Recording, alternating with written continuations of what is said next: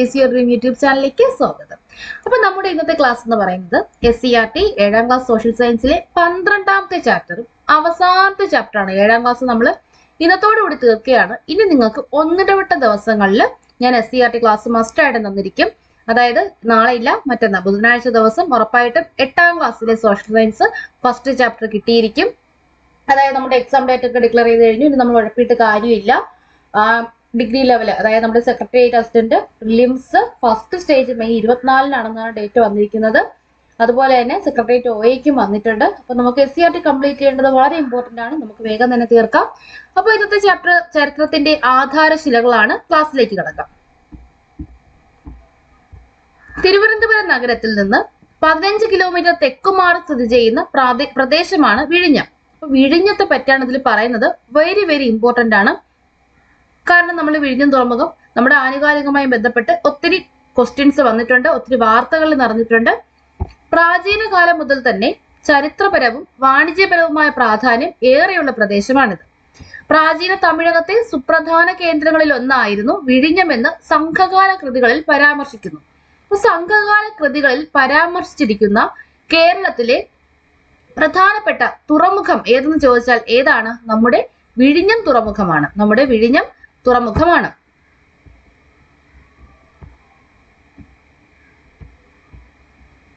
ഒരു തുറമുഖം എന്ന നിലയിലും വ്യാപാര കേന്ദ്രം എന്ന നിലയിലും ഈ പ്രദേശം ദക്ഷിണേന്ത്യൻ രാഷ്ട്രീയ സാമൂഹിക സാമ്പത്തിക ചരിത്രത്തിന്റെ ഭാഗമാണ്. CE 9-10 നൂറ്റാണ്ടുകളിൽ ദക്ഷിണേന്ത്യയിലെ ആയി രാജവംശത്തിന്റെ കേന്ദ്രമായിരുന്നു വിഴിഞ്ഞം. അപ്പൊ വിഴിഞ്ഞം ആയി രാജവംശത്തിന്റെ കേന്ദ്രമായിരുന്ന കാലഘട്ടം ഏതാണ്? CE 9-10 നൂറ്റാണ്ടുകളാണ്. വളരെ ഇമ്പോർട്ടന്റ് ആണ്. നമ്മുടെ ചില ക്വസ്റ്റ്യൻസ് 10th ലെവലൊക്കെ എഴുതുന്നവര് ഒട്ടുമിക്ക പേര് നന്നായിട്ട് ശ്രദ്ധിക്കുക. ചില 10th ലെവൽ എക്സാമിലൊക്കെ ഏത് നൂറ്റാണ്ടിലെന്ന് ചോദിച്ചിട്ടുണ്ട്. അങ്ങനെ ഏത് നൂറ്റാണ്ട് എന്ന് ചോദിക്കുന്നത് കൃത്യമായിട്ട് നമ്മുടെ SCERT ടെക്സ്റ്റിലുള്ള ഭാഗമാണ്. അപ്പൊ ഇവിടെ നോക്കുക, CE 9-10 നൂറ്റാണ്ടുകളിലാണ് ദക്ഷിണേന്ത്യയിലെ ആയി രാജവംശത്തിന്റെ കേന്ദ്രമായിരുന്നു വിഴിഞ്ഞം. അപ്പൊ ആയി രാജവംശത്തിന്റെ ദക്ഷിണേന്ത്യയിലെ കേന്ദ്രമായിരുന്നു എന്ത്? വിഴിഞ്ഞം. ഏത് നൂറ്റാണ്ടിലാണ്? CE 9-10 നൂറ്റാണ്ടുകളിൽ. ഇത് ചില ശിലാലിഖിതങ്ങളിലും ചരിത്രരേഖകളിലും ഒക്കെ സൂചിപ്പിക്കുന്നു. ലീലാതിലകത്തിന്റെ വ്യാഖ്യാനത്തിൽ ആറ്റൂർ കൃഷ്ണപിഷാരടി. അപ്പൊ ലീലാതിലകം എഴുതിയ ആളല്ല. ആറ്റൂർ കൃഷ്ണപിഷാരടി എന്ന് പറയുന്നത് ലീലാതിലകം എഴുതിയത് ആര് എന്ന് ഇന്നും നമുക്ക് അറിയാത്തൊരു കാര്യമാണ്. അതിന്റെ വ്യാഖ്യാനങ്ങൾ ഒത്തിരി പേര് എഴുതിയിട്ടുണ്ട്. അപ്പൊ അത്തരത്തിലൊരു വ്യാഖ്യാനം എഴുതിയ വ്യക്തിയാണ് ആറ്റൂർ കൃഷ്ണപിഷാരടി.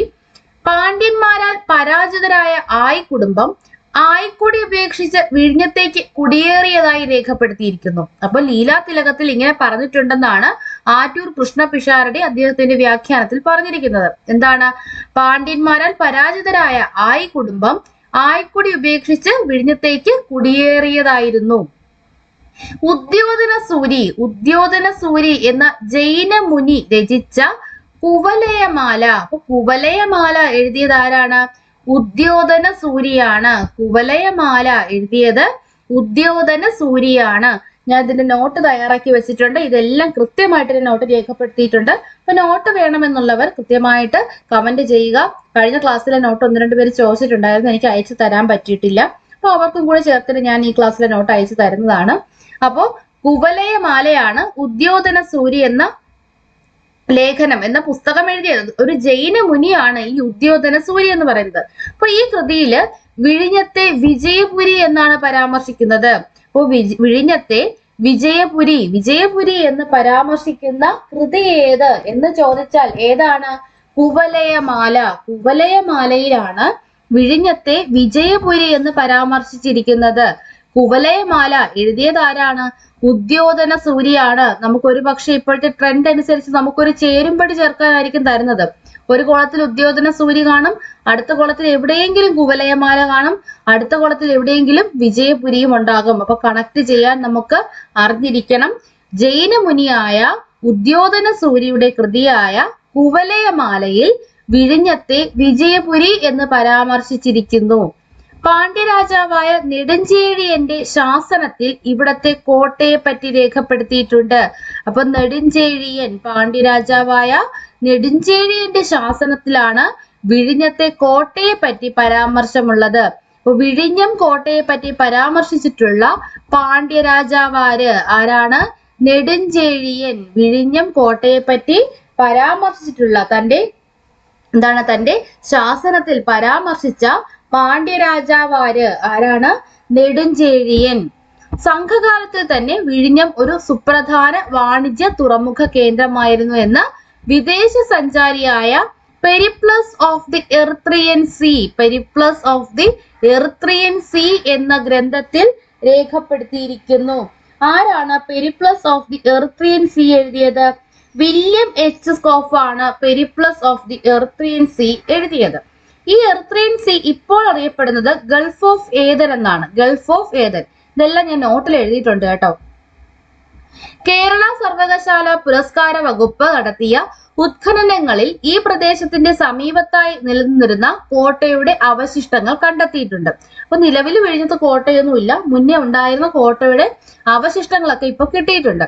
കോട്ടപ്പുറം എന്ന സ്ഥലനാമം ഇപ്പോഴും വിഴിഞ്ഞത്തിന് സമീപത്തുണ്ട്. അപ്പൊ വിഴിഞ്ഞത്ത് സമീപത്തെ ഒരു സ്ഥലത്തിന്റെ പേരാണ് കോട്ടപ്പുറം എന്ന് പറയുന്നത്. അപ്പൊ അങ്ങനെ ആ പേരുള്ളത് തന്നെ വിഴിഞ്ഞത്ത് പണ്ട് ആ കോട്ട ഉള്ളത് കൊണ്ടാണെന്നാണ് പറയുന്നത്. ചൈനീസ് നിർമ്മിതവും റോമൻ നിർമ്മിതവുമായ പാത്രങ്ങളുടെയും മറ്റു വസ്തുക്കളുടെയും അവശിഷ്ടങ്ങൾ, റോമൻ നാണയങ്ങൾ എന്നിവ ഇവിടെ നിന്ന് ലഭിച്ചിട്ടുണ്ട്. ഈ നാണയങ്ങൾ, റോമൻ നാണയങ്ങളും ചൈനീസ് നാണയങ്ങളും നിർമ്മിതികളും ലഭിച്ചിട്ടുണ്ട് എന്നതിന്റെ അർത്ഥം എന്താണ്? ഒരു വ്യാപാര കേന്ദ്രം, ഒരു പ്രധാന വ്യാപാര കേന്ദ്രം തന്നെയായിരുന്നു എന്ത്? വിഴിഞ്ഞം. നമ്മുടെ കപ്പലുകൾ വരുന്നുണ്ട്, ചരക്കുകൾ അങ്ങോട്ടും ഇങ്ങോട്ടും ഒക്കെ കൊണ്ടുപോകാനായിട്ട് വിഴിഞ്ഞം തുറമുഖത്തെ പണ്ടുകാലം മുതൽക്കേ ഉപയോഗിച്ചിട്ടുണ്ട്. ഈ പുരാവസ്തു തെളിവുകൾ പ്രാചീന കാലത്തെ വിദേശ വ്യാപാര ബന്ധത്തിന്റെ സൂചനകളായി കണക്കാക്കാം. ഇവിടെ സ്ഥിതി ചെയ്യുന്ന പ്രാചീന ഗുഹാകേന്ദ്രം ഈ പ്രദേശത്തിന്റെ പൗരാണികത വ്യക്തമാക്കുന്നു. വിവിധ ജാതി മത വിഭാഗങ്ങളിൽപ്പെട്ടവർ സഹിഷ്ണുതയോടെ വസിക്കുന്ന ഈ പ്രദേശത്ത് വ്യത്യസ്ത മതസ്ഥരുടെ ധാരാളം ആരാധനാലയങ്ങൾ കാണാം. പ്രാചീന തുറമുഖമായിരുന്ന വിഴിഞ്ഞം ഇന്ന് ആധുനിക സൗകര്യമുള്ള ഒരു തുറമുഖ കേന്ദ്രമായി മാറിയിരിക്കുന്നു. അപ്പൊ ഇത് തന്നെയാണ് നമ്മൾ വിഴിഞ്ഞം തുറമുഖത്തിൽ ഇത്രയും ഫോക്കസ് ചെയ്യാനുള്ള പ്രധാന കാരണവും. ഇപ്പോ മുകളിൽ നൽകിയിരിക്കുന്ന പ്രാദേശിക ചരിത്രക്കുറിപ്പ് വായിച്ചല്ലോ. ഈ കുറിപ്പ് തയ്യാറാക്കുന്നതിന് ഏതെല്ലാം സ്രോതസ്സുകൾ ഉപയോഗിച്ചു? അപ്പൊ പുരാവസ്തു തെളിവുകൾ, ലിഖിതങ്ങൾ, സാഹിത്യകൃതികൾ. അപ്പൊ ഇത് നമുക്ക് ആ ക്ലാസ്സിലുള്ളവർക്ക് വേണ്ടിയിട്ടുള്ളതാണ്, നമുക്ക് ഇതൊന്നും വേണ്ട. ഇത്തരത്തിൽ തെളിവുകളെ അടിസ്ഥാനമാക്കി ഭൂതകാലത്തെ ശാസ്ത്രീയമായി രേഖപ്പെടുത്തുന്ന പഠന ശാഖയാണ് ചരിത്രം. ചരിത്രരചനയ്ക്ക് ആവശ്യമായ ഒട്ടേറെ തെളിവുകൾ ഓരോ കാലവും പല രൂപത്തിൽ അവശേഷിപ്പിക്കപ്പെട്ടിട്ടുണ്ടാകും. അവ സമാഹരിച്ച് ശാസ്ത്രീയമായി വിശകലനം ചെയ്ത് ഭൂതകാലത്തെ രേഖപ്പെടുത്തുന്നതാണ് ചരിത്രരചന. അപ്പൊ എന്താണ് ചരിത്രം എന്ന് നമുക്കറിയാം. ചരിത്രരചന, അതിനെപ്പറ്റി രേഖപ്പെടുത്തുന്നതാണ് ചരിത്രരചന. മധ്യകാല ഇന്ത്യയിൽ നിലനിന്നിരുന്ന വിശാലമായ മുഗൾ വിജയനഗര രാജ്യങ്ങളെ കുറിച്ചും അവിടുത്തെ ഭരണാധികാരികളെ കുറിച്ചും മുൻ അധ്യായത്തിൽ നിങ്ങൾ ചർച്ച ചെയ്തല്ലോ. അപ്പൊ നമ്മൾ കഴിഞ്ഞ ക്ലാസ്സുകളിലും നമുക്ക് ആദ്യം ഒരു ക്ലാസ് മുഗൾ വിജയനഗര സാമ്രാജ്യത്തെ പറ്റിയിട്ടൊക്കെ ഉണ്ടായിരുന്നു, നമ്മളത് ക്ലാസ് എടുത്തതുമാണ്. ഇത്തരത്തിൽ വിശാലമായ രാജ്യങ്ങളുടെയും രാജാക്കന്മാരുടെയും ചരിത്രത്തിൽ നിന്ന് വ്യത്യസ്തമായ ഒരു ചെറിയ പ്രദേശത്തിന്റെയോ വ്യക്തിയുടെയോ സംഭവത്തിന്റെയോ സൂക്ഷ്മവും സമഗ്രവുമായ രേഖപ്പെടുത്തലാണ് പ്രാദേശിക ചരിത്രം. ഇപ്പൊ രണ്ടു തരം ചരിത്രമുണ്ട്, വലിയ വിശാലമായ ചരിത്രമുണ്ട്, പ്രാദേശിക ചരിത്രമുണ്ട്. ഇതൊന്നും നമുക്ക് വേണ്ട, നമുക്ക് ആവശ്യമുള്ളത് മാത്രമേ. ഇത് കുഞ്ഞു ക്ലാസ്സിലെ കുട്ടികളാണ്, അവർക്ക് വേണ്ടിയിട്ടുള്ളതാണ്. പിന്നെ എന്താണ്? ചരിത്ര സ്രോതസ്സുകൾ. ചരിത്ര രചനയ്ക്ക് ആവശ്യമായിട്ടുള്ള സ്രോതസ്സുകളെയാണ് നമ്മൾ എന്തെന്ന് പറയുന്നത്? ചരിത്ര സ്രോതസ്സുകൾ എന്ന് പറയുന്നത്. അപ്പോൾ ഓരോ കാലഘട്ടത്തിനനുസരിച്ച് ചരിത്ര സ്രോതസ്സിന് മാറ്റങ്ങൾ ഉണ്ടാവും. ഇവിടെ നോക്കുക ഏതൊക്കെയാണെന്ന്. പുരാവസ്തുക്കൾ, സ്മാരകങ്ങൾ, സാഹിത്യകൃതികൾ, സഞ്ചാരക്കുറിപ്പുകൾ, പത്രങ്ങൾ, ഔദ്യോഗിക രേഖകൾ. ഇതൊക്കെയാണ് ചരിത്ര സ്രോതസ്സുകൾ. ഇപ്പൊ തന്നെ നമുക്കറിയാം 1947 ഓഗസ്റ്റ് 15 ഇന്ത്യക്ക് സ്വാതന്ത്ര്യം ലഭിച്ചത്. ഇത് നമ്മൾ എങ്ങനെ അറിഞ്ഞു? നമ്മളിങ്ങനെ ജനിച്ചപ്പോഴേ നമ്മളിങ്ങനെ ഇത് അറിഞ്ഞിട്ടുണ്ട്. നമ്മൾ ആരെങ്കിലും നമ്മുടെ അമ്മ, അച്ഛനോ അല്ലെങ്കിൽ നമ്മുടെ ടീച്ചറൊക്കെ പറഞ്ഞിട്ടുണ്ട്. അവരിത് എങ്ങനെ അറിഞ്ഞു?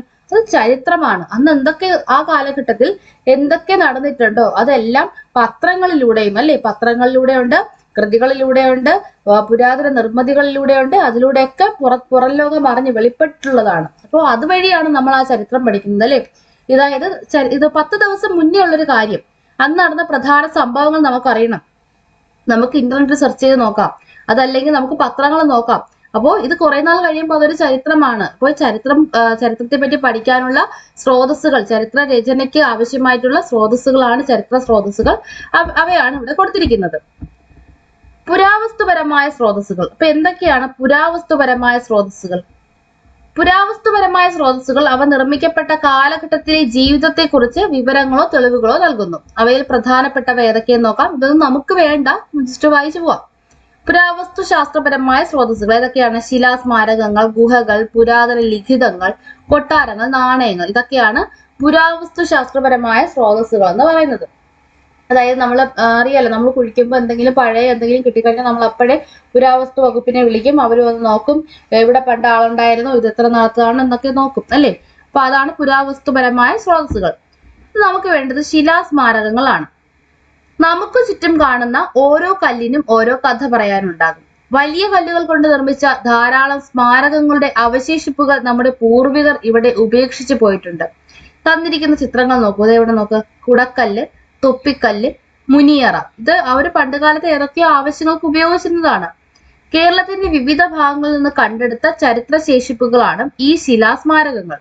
വിവിധ ശിലകൾ കൊണ്ട് നിർമ്മിച്ചതിനാൽ ഇവയെ മഹാശിലാസ്മാരകങ്ങൾ, വിവിധയല്ല വലിയ ശിലകൾ കൊണ്ട് നിർമ്മിച്ചതിനാൽ ഇവയെ മഹാശിലാസ്മാരകങ്ങൾ എന്നാണ് വിളിക്കുന്നത്. ഇത് നോക്ക്, ഇത് ഒറ്റ ശിലയാണ്. ഈ പുറത്ത് വെച്ചിരിക്കുന്ന സാധനം, ഈ കുടക്കലിന്റെ ഈ കുട പോലെയുള്ള ഭാഗം എന്താണ്? ഒറ്റ ശിലയാണ്. അതുപോലെ വലിയ ശിലകൾ കൊണ്ട്, തൊപ്പിക്കല്ല് നോക്ക്, ഒറ്റ ശിലയാണ്.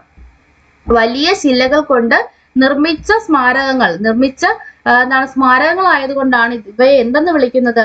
മഹാശിലാ സ്മാരകങ്ങൾ എന്ന് വിളിക്കുന്നത്.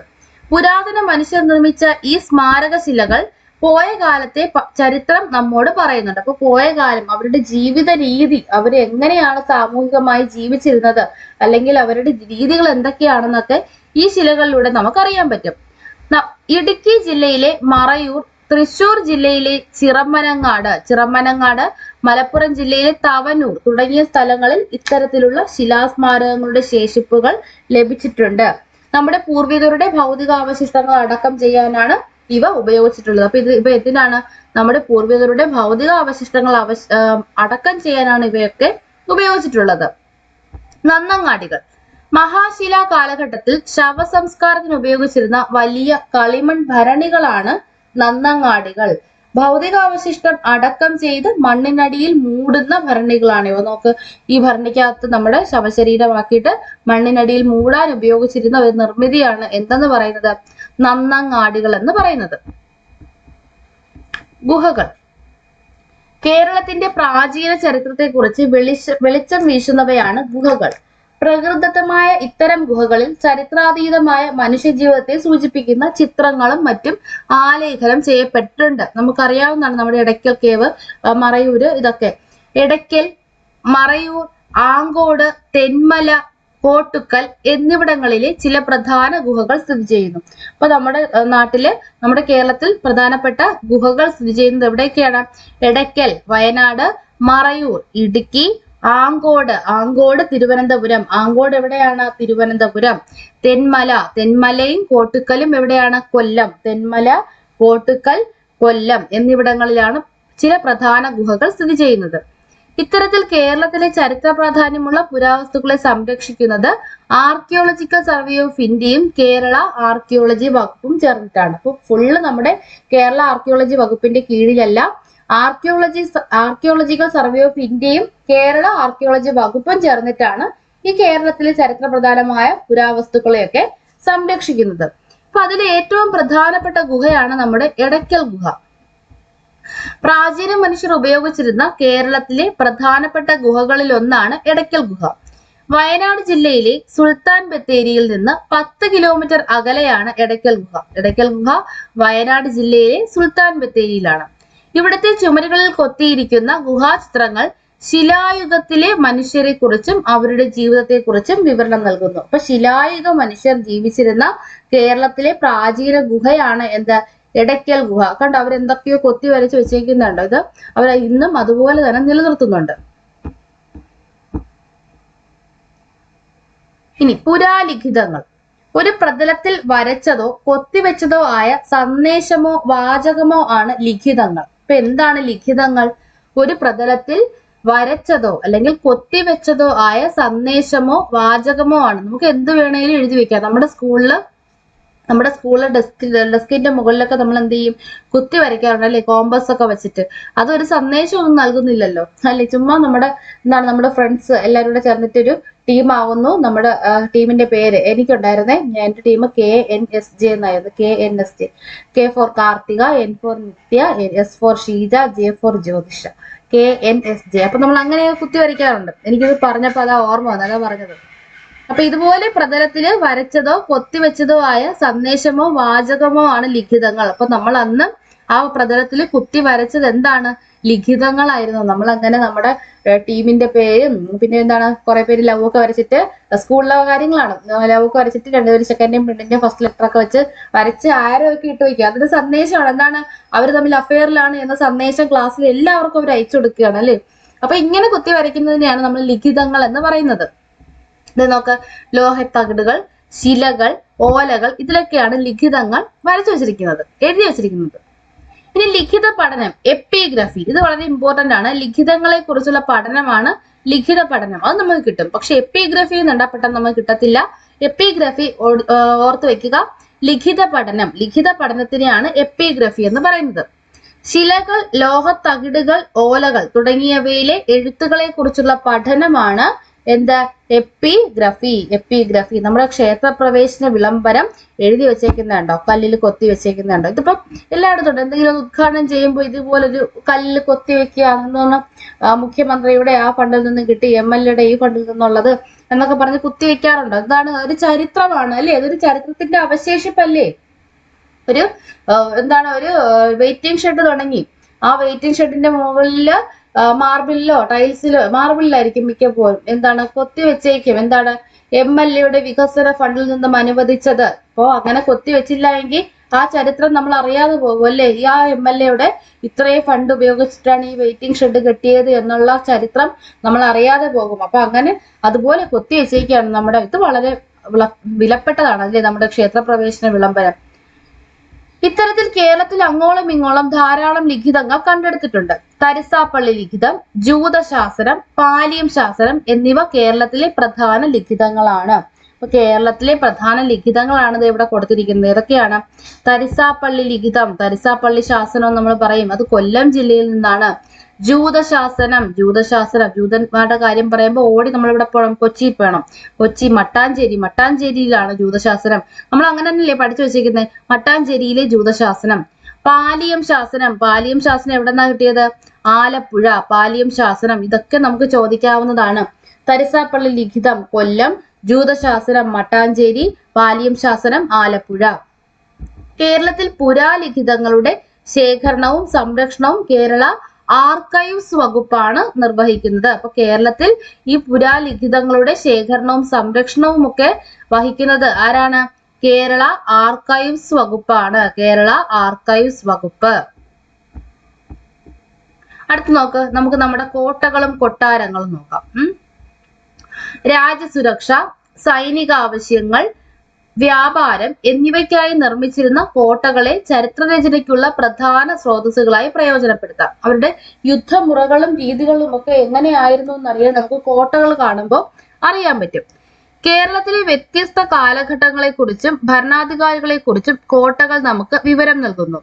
ബേക്കൽ കോട്ട, കണ്ണൂർ കോട്ട, പാലക്കാട് കോട്ട, അഞ്ചുതെങ്ങ് കോട്ട തുടങ്ങിയവ കേരളത്തിലെ പ്രധാന കോട്ടകളാണ്. അപ്പൊ ഈ അഞ്ചുതെങ്ങ് കോട്ട തിരുവനന്തപുരം ജില്ലയിലാണ്. ഞാൻ പോയിട്ടുണ്ട് അഞ്ചുതെങ്ങ് കോട്ടയിൽ. ആറ്റിങ്ങൽ ഭാഗത്താണ് അഞ്ചുതെങ്ങ് കോട്ട. നല്ല രസമാണ്. ഈ അഞ്ചുതെങ്ങ് കോട്ടയുടെ കുറച്ചടുത്തായിട്ട് ഞാനൊരു കുഞ്ഞു ക്ലാസ്സിലാണ് പോയത്. കുറച്ചടുത്തായിട്ട് ലൈറ്റ് ഹൗസും ഉണ്ട്. അപ്പൊ ഞങ്ങൾ അന്ന് ലൈറ്റ് ഹൗസിലാണ് കയറിയായിരുന്നു. ലൈറ്റ് ഹൗസിന്റെ ഏറ്റവും ഉയരത്തിൽ കയറിയപ്പോൾ ഭയങ്കര കാറ്റാണ്. ലൈറ്റ് ഹൗസിൽ കയറിയിട്ടുള്ളവരുണ്ടെങ്കിൽ ഒന്ന് കമന്റ് ചെയ്യണം കേട്ടോ. ഭയങ്കര രസമാണ് ലൈറ്റ് ഹൗസിൽ കയറുന്നത്. അതായത് ലാസ്റ്റത്തെ ടോപ്പിലോട്ട് കയറാനായിട്ട് നമ്മളൊരു ഏണി, അതായത് കുത്തനെയുള്ള ഏണിയാണ്, അതിൽ പിടിച്ചു വേണം കയറാൻ. എന്റെ ഓർമ്മ ശരിയാണെങ്കിൽ ഞാൻ 6ാം ക്ലാസ്സിൽ പഠിക്കുമ്പോഴാണ് അഞ്ചുതെങ്ങ് കോട്ട കാണാൻ പോയത്. അഞ്ചുതെങ്ങ് കോട്ടയും അവിടുത്തെ ലൈറ്റ് ഹൗസും. ലൈറ്റ് ഹൗസിന്റെ മണ്ടയിൽ കയറി കഴിഞ്ഞാൽ നമ്മൾ എവിടെയെങ്കിലും പിടിച്ചു നിൽക്കണം, അല്ലെങ്കിൽ പറന്നു പോകും. ഭയങ്കര കാറ്റാണ്. ഓക്കെ, ഇങ്ങനെയൊക്കെ പറയുന്നത് നിങ്ങൾക്ക് ഇതൊക്കെ ഓർമ്മ ഇരിക്കാനാണ്. ഇടയ്ക്ക് എന്തെങ്കിലുമൊക്കെ പറയുമ്പോൾ ഓർമ്മ വരും. അപ്പൊ ഇതുപോലെ നിങ്ങളുടെ നാട്ടിൽ കോട്ടകൾ ഉണ്ടോ എന്നാണ് ചോദിച്ചിരിക്കുന്നത്. എന്റെ നാട്ടിലുണ്ട്. ഏതാണ്? അഞ്ചുതെങ്ങ് കോട്ട എന്റെ നാട്ടിലാണ്. കോട്ടകളെ പോലെ തന്നെ അതുപോലെ തന്നെ വട്ടക്കോട്ടയും കണ്ടിട്ടുണ്ട് കേട്ടോ. കോട്ടകളെ പോലെ തന്നെ ചരിത്ര പ്രാധാന്യമുള്ളവയാണ് കൊട്ടാരങ്ങൾ. കേരളത്തിലെ ചില പ്രധാന കൊട്ടാരങ്ങളുടെ പേരുകൾ ചുവടെ നൽകിയിരിക്കുന്നു. നിങ്ങൾക്കറിയാവുന്ന കൊട്ടാരങ്ങൾ ഉൾപ്പെടുത്തി പട്ടിക വിപുലീകരിക്കാനാണ് പറഞ്ഞിരിക്കുന്നത്. പത്മനാഭ കൊട്ടാരം, മട്ടാഞ്ചേരി പാലസ്, കിളിമാനൂർ കൊട്ടാരം, അറയ്ക്കൽ കൊട്ടാരം, കൃഷ്ണപുരം കൊട്ടാരം. ഒട്ടുമിക്കതും അവർ കൊടുത്തിട്ടുണ്ട്. ഇനി നമ്മൾ എന്ത് പറഞ്ഞ് നിറയ്ക്കാനാ അല്ലെ? പത്മനാഭപുരം കൊട്ടാരം, മട്ടാഞ്ചേരി, കിളിമാനൂര്, അറയ്ക്കല്, കൃഷ്ണപുരം കൊട്ടാരം. ഇനി എന്തെങ്കിലും കൊട്ടാരങ്ങൾ ഉണ്ടെങ്കിൽ നിങ്ങളും പറയുക കേട്ടോ. ബേക്കൽ കോട്ട, അപ്പൊ പ്രധാനപ്പെട്ട ഒരു കോട്ടയാണ് ബേക്കൽ കോട്ട. 17-ാം നൂറ്റാണ്ടിൽ നിർമ്മിച്ച കേരളത്തിലെ ഏറ്റവും വലിയ കോട്ടയായ ബേക്കൽ കോട്ട കാസർഗോഡ് ജില്ലയിലെ പള്ളിക്കര വില്ലേജിൽ സ്ഥിതി ചെയ്യുന്നു. ഓർക്കുക, 17-ാം നൂറ്റാണ്ടിലാണ് ബേക്കൽ കോട്ട നിർമ്മിച്ചത്. ഇത് സ്ഥിതി ചെയ്യുന്നത് കാസർഗോഡ് ജില്ലയിലെ പള്ളിക്കര. ഏതാണ് വില്ലേജ്? പള്ളിക്കര. നമ്മൾ വില്ലേജ് അടക്കം പഠിക്കാം. കാസർഗോഡ് ജില്ലയിലെ പള്ളിക്കര വില്ലേജിലാണ്. ഈ കോട്ടയ്ക്കുള്ളിൽ ആയുധപ്പുരകൾ, കടലിലേക്ക് തുറന്നിരിക്കുന്ന കിളിവാതിലുകൾ പ്രത്യേകതകളാണ്, ഇമ്പോർട്ടന്റ് ആണ്. ഏതൊക്കെയുണ്ട്? ആയുധപ്പുരകളുണ്ട്, കടലിലേക്ക് തുറന്നിരിക്കുന്ന കിളിവാതിലുകളുണ്ട്, കടൽ വഴി വരുന്ന ശത്രുക്കളെ നേരിടാനുള്ള ഇടങ്ങളുണ്ട്, രഹസ്യ ഭൂഗർഭ അറകളുണ്ട്, ഒളിത്താവളങ്ങളുണ്ട്, ജലസംഭരണികളുണ്ട്. അപ്പൊ ഇതൊക്കെ സാധാരണ എല്ലാ കോട്ടയിലും ഉണ്ടാവും. പക്ഷെ ഈ കടലിലേക്ക് തുറന്നിരിക്കുന്ന കിളിവാതിൽ അങ്ങനെ എല്ലാ കോട്ടയിലും ഉണ്ടാകില്ല. അതാണ് കടലിലേക്ക് തുറന്നിരിക്കുന്ന കിളിവാതിൽ. പെട്ടെന്ന് രക്ഷപ്പെടാനായിരിക്കും അല്ലെ? കിളിവാതിൽ വഴി പെട്ടെന്ന് എന്ത് ചെയ്യുക? നമ്മൾ കടപ്പുറത്തെത്തുന്നു, ബോട്ട് കിട്ടുന്നു, രക്ഷപ്പെടുന്നു. അപ്പൊ അതിനു വേണ്ടിയിട്ടായിരിക്കണം നിർമ്മിച്ചിരിക്കുന്നത്. അപ്പൊ 17-ാം നൂറ്റാണ്ടിലാണ് ബേക്കൽ കോട്ട നിർമ്മിച്ചത്. അടുത്ത നാണയങ്ങൾ. പ്രധാന ചരിത്ര സ്രോതസ്സുകളാണ്. നിർമ്മിക്കപ്പെട്ട കാലഘട്ടത്തിലെ രാഷ്ട്രീയ, സാമ്പത്തിക, സാംസ്കാരിക ചരിത്രത്തെക്കുറിച്ച് അവ നമുക്ക് അറിവ് നൽകുന്നു. നാണയങ്ങളെ കുറിച്ചുള്ള പഠനത്തിന് നാണയശാസ്ത്രം അല്ലെങ്കിൽ ന്യൂമിസ്മാറ്റിക്സ് എന്നാണ് പറയുന്നത്. ന്യൂമിസ്മാറ്റിക്സ് ആണ് നാണയങ്ങളുടെ പഠനം, നാണയശാസ്ത്രം. അപ്പൊ ഈ നാണയങ്ങൾ ആ സമയത്ത് സംസ്കാരവും രാഷ്ട്രീയവും ഒക്കെ നമുക്ക് തരുന്നുണ്ട്. അതായത് നമ്മൾ പണ്ടത്തെ കോയിനൊക്കെ എടുത്തു നോക്കിക്കഴിഞ്ഞാൽ 1 രൂപയുടെ കോയിനൊക്കെ പണ്ടത്തെ കോയിനിൽ 2 നെൽക്കതിരായിരുന്നു. അപ്പുറത്തും ഇപ്പുറത്തും നെൽക്കതിരുള്ള 1 രൂപ കോയിനാണ്. പക്ഷെ ഇപ്പോഴത്തെ കോയിൻ മാറിയിട്ടുണ്ട്. അതുപോലെ തന്നെ നമ്മുടെ നോട്ടുകൾ നമുക്ക് എപ്പോഴും വരുന്ന ചോദ്യമാണ് 100 രൂപ നോട്ടിലെ ചിത്രം ഏത്, 50 രൂപ നോട്ടിലെ ചിത്രം ഏത്. അപ്പൊ ഓരോ പ്രാവശ്യം നമുക്ക് നമ്മുടെ രാഷ്ട്രീയം, അപ്പൊ രാഷ്ട്രീയം കൂടി നമുക്ക് അറിയാൻ പറ്റും. ഇപ്പൊ BJP ആണ് ഇവിടെ ഭരിക്കുന്നത്. അപ്പൊ അവരുടെ രാഷ്ട്രീയ അവരുടെ സംസ്കാരം നമുക്ക് എല്ലാവർക്കും ഒന്ന് തന്നെയാണ്. അവരുടെ രാഷ്ട്രീയ കാഴ്ചപ്പാടുകളോട് യോജിക്കുന്ന തരത്തിലുള്ള ചിത്രങ്ങൾ അവരെന്ത് ചെയ്യാം? ഒരുപക്ഷെ നോട്ടിലൊക്കെ പ്രിന്റ് ചെയ്ത് വരാം. അപ്പൊ അതുപോലെ മുന്നേ കോൺഗ്രസ് ഭരിച്ചിരുന്നപ്പോൾ അവരുടെ രാഷ്ട്രീയ നേർക്കാഴ്ച ഉള്ള നോട്ടുകളായിരുന്നു അവരന്ന് കൊടുത്തിരുന്നത്. അപ്പൊ അതുപോലെ നമുക്ക് എന്ത് ചെയ്യാം? നാണയങ്ങൾ നോക്കുമ്പോഴും ആ സമയത്തെ സാമ്പത്തിക, രാഷ്ട്രീയ, സാംസ്കാരിക ചരിത്രത്തെ കുറിച്ച് അറിയാൻ പറ്റും. സാമ്പത്തികം എന്ന് പറയുമ്പോൾ അന്ന് 25 പൈസയും 10 പൈസ 5 പൈസയൊക്കെ ഉണ്ടായിരുന്നു. ഇന്ന് അതൊന്നും ഇല്ല അല്ലേ? അപ്പൊ കേരളത്തിന്റെ വിവിധ ഭാഗങ്ങളിൽ നിന്ന് ലഭിച്ച നാണയങ്ങളുടെ ചിത്രങ്ങളാണ് ചുവടെ നൽകിയിരിക്കുന്നത്. ഇപ്പൊ കാശ്, അച്ച്, പണം, അനന്തരായൻ പണം, സുൽത്താൻ കാശ്. കണ്ടോ? ഈ അനന്തരായൻ പണം നമ്മുടെ പത്മനാഭൻ, നമ്മുടെ പത്മനാഭ സ്വാമിയെ പറ്റി പറയുന്നതാണ്. അതായത് അവര് ആ ദൈവത്തെ അല്ലെങ്കിൽ ദൈവത്തെ പോലെ പത്മനാഭനെ കണ്ടിരുന്നു, അത്രയും ഭക്തി അവർക്കുണ്ടായിരുന്നു. സുൽത്താൻ കാശ് ആ പേര് തന്നെ സുൽത്താൻ കാശ് എന്നാണ്. സുൽത്താനോടുള്ള ആദരവൊക്കെ ഇതിൽ സൂചിപ്പിച്ചിരിക്കുന്നത്. ഇതാണ് ആ നാണയങ്ങൾ കേട്ടോ. ഇതാണ് പണ്ടുണ്ടായിരുന്ന ആ നാണയങ്ങൾ. ഇവിടെ കൊടുത്തിരിക്കുന്നത് വീരരായൻ പണത്തെ പറ്റിയാണ്.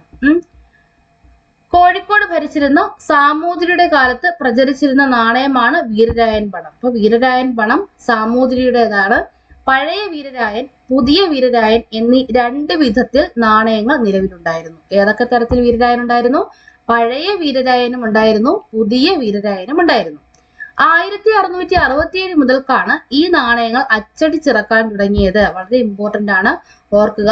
വീരരായൻ പണം സാമൂതിരിയുടെ കാലത്ത് പ്രചാരത്തിലുണ്ടായിരുന്ന നാണയമായ വീരരായൻ പണം അച്ചടിച്ചിറക്കാൻ തുടങ്ങിയത് ഏത് വർഷം മുതൽക്കാണ്? ഏതാണ്? 1667 മുതൽക്കാണ്.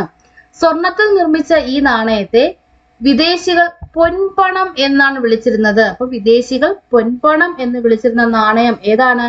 വീരരായൻ പണമാണ്. കാര്യം എന്താണ്? ഈ നാണയം സ്വർണത്തിലാണ് നിർമ്മിച്ചിരുന്നത്. അപ്പൊ സ്വർണത്തിലാണ് നിർമ്മിച്ചിരുന്നെങ്കിൽ നമുക്കറിയാം സാധാരണക്കാരുടെ കൈകളിൽ അത് എത്തുമോ? ഇല്ല അല്ലേ? സാമൂതിരിയുടെ കയ്യിലും അവരുമായിട്ട് നേരിട്ട് കച്ചവടം നടത്തുന്നവരുടെ കയ്യിലൊക്കെ മാത്രമേ ഒരുപക്ഷെ ഈ പൊൻപണം കിട്ടുമായിരുന്നുള്ളൂ.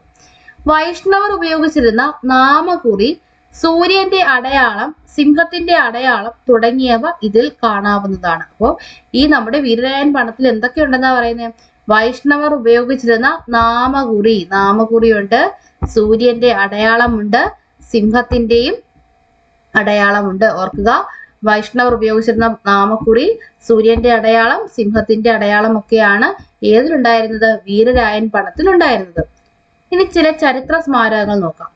താഴെ കൊടുത്തിരിക്കുന്ന ചിത്രങ്ങൾ ശ്രദ്ധിക്കുക. ഓരോ പ്രദേശത്തിന്റെയും സാമ്പത്തിക സാംസ്കാരിക ചരിത്രത്തിലേക്ക് നമ്മെ നയിക്കുന്ന സ്രോതസ്സുകളാണിവ, അല്ലെ? നമ്മുടെ ക്ഷേത്രങ്ങളൊക്കെ ഒരുപക്ഷെ എന്നല്ല, നമ്മുടെ ക്ഷേത്രങ്ങളൊക്കെ നമ്മുടെ ചരിത്രത്തിന്റെ ഭാഗം തന്നെയാണ്. ഇത് നോക്ക്, തളിക്ഷേത്രം, മിഷ്കാൽ പള്ളി, ദേവമാതാ കത്തീഡ്രൽ, കടൽപ്പാലം. കോഴിക്കോട്ടെ ചില ചരിത്ര സ്മാരകങ്ങളുടെ ചിത്രങ്ങളാണ്. അപ്പൊ ഇതെല്ലാം എവിടെയാണ്? കോഴിക്കോടാണ്. നമുക്ക് ചോദ്യം വരാം, മിഷ്കൽ പള്ളി ഏത് ജില്ലയിലാണ്? എവിടെയാണ്? കോഴിക്കോടാണ് മിഷ്കാൽ പള്ളി.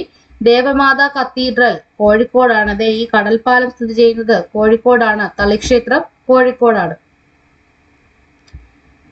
സാമൂതിരിയുടെ കാലത്ത് പ്രസിദ്ധമായ രേവതി പട്ടത്താനം എന്ന പണ്ഡിത സദസ്സ് നടത്തിയിരുന്നത് തളിക്ഷേത്രത്തിൽ വെച്ചായിരുന്നു.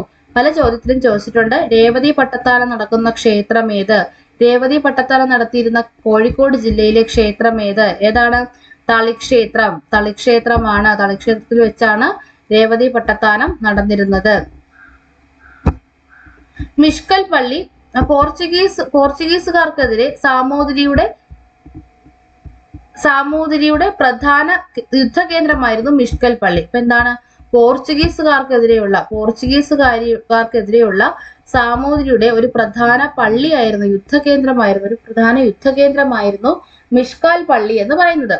കോഴിക്കോട്ടെ പോർച്ചുഗീസ് സാന്നിധ്യത്തിന്റെ സ്മാരകമാണ് 1513 നിർമ്മിച്ച കത്തീഡ്രൽ, ദേവമാതാ കത്തീഡ്രൽ. ഇപ്പൊ ദേവമാതാ കത്തീഡ്രൽ നിർമ്മിച്ചത് എന്നാണ്? 1513 1513 ദേവമാതാ കത്തീഡ്രൽ നിർമ്മിച്ചത്. ഓർത്ത് വെക്കുക, മറന്നു പോകരുത്. ദേവമാതാ കത്തീഡ്രൽ നിർമ്മിച്ചത് 1513. കടൽപ്പാലങ്ങൾ നൂറ്റാണ്ടുകളായി വിവിധ വിദേശ രാജ്യങ്ങളുമായി കോഴിക്കോടിനുണ്ടായ വ്യാപാര ബന്ധത്തിന്റെ തെളിവാണ് നൽകുന്നത്. ഇതൊക്കെ ഓക്കെ അല്ലേ? ഇതിന് നോക്കുക, ചില ചരിത്ര സ്മാരകങ്ങളാണ്. കരുമാടിക്കുട്ടൻ, ചന്ദ്രഗിരി കോട്ട, പുനലൂർ തൂക്കുപാലം, സിനഗോഗ്, വാഗൺ ട്രാജഡി. ഇതൊക്കെ എവിടെയാണെന്നാണ് ചോദിച്ചിരിക്കുന്നത്? കരുമാടിക്കുട്ടൻ എവിടെയാണ്? കരുമാടിക്കുട്ടൻ ആലപ്പുഴയിലാണ്. ആലപ്പുഴ. നമുക്ക് എഴുതണോ? ഞാൻ എഴുതിയ സമയം എടുക്കും, നിങ്ങൾക്കറിയാലോ. എഴുതാം അല്ലെ? ആലപ്പുഴ. കരുമാടിക്കുട്ടൻ എവിടെയാണ്? ആലപ്പുഴ.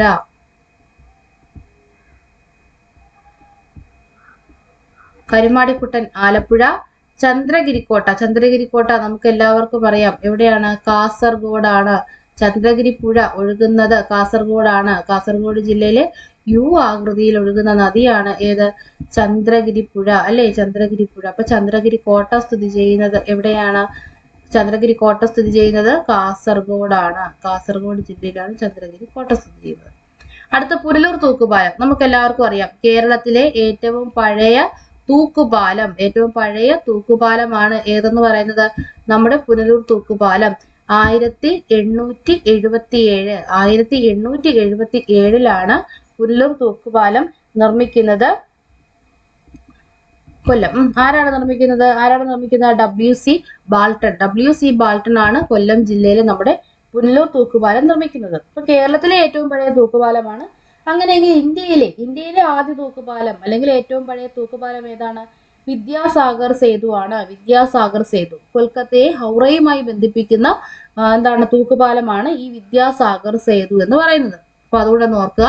സിനഗോഗ് എവിടെയാണ് സ്ഥിതി ചെയ്യുന്നത്? സിനഗോഗ് എറണാകുളം, നമ്മുടെ കൊച്ചിയിലാണ് എന്ത് സ്ഥിതി ചെയ്യുന്നത്? സിനഗോഗ്. എന്റെ അക്ഷരം, അതായത് ഇതിൽ എനിക്ക് എഴുതാൻ കുറച്ച് പാടുണ്ട്, എന്നാലും ഞാൻ ഇങ്ങനെ എഴുതുകയാണ്. അപ്പൊ എറണാകുളത്താണ് ഏതുള്ളത്? സിനഗോഗ് ഉള്ളത്.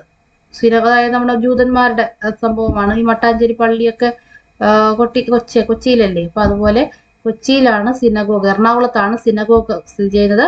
വാഗൺ ട്രാജഡി സ്മാരകം സ്ഥിതി ചെയ്യുന്നത് മലപ്പുറമാണ്. മലപ്പുറം ജില്ലയിലാണ്, അതായത് തിരൂരാണ് എന്ത് സ്ഥിതി ചെയ്യുന്നത്? വാഗൺ ട്രാജഡി സ്മാരകം സ്ഥിതി ചെയ്യുന്നത്. വാഗൺ ട്രാജഡി നടന്നതെന്നാണ് വാഗൺ ട്രാജഡി നടന്നത് 1921 നവംബർ 20-നാണ് വാഗൺ ട്രാജഡി നടക്കുന്നത്.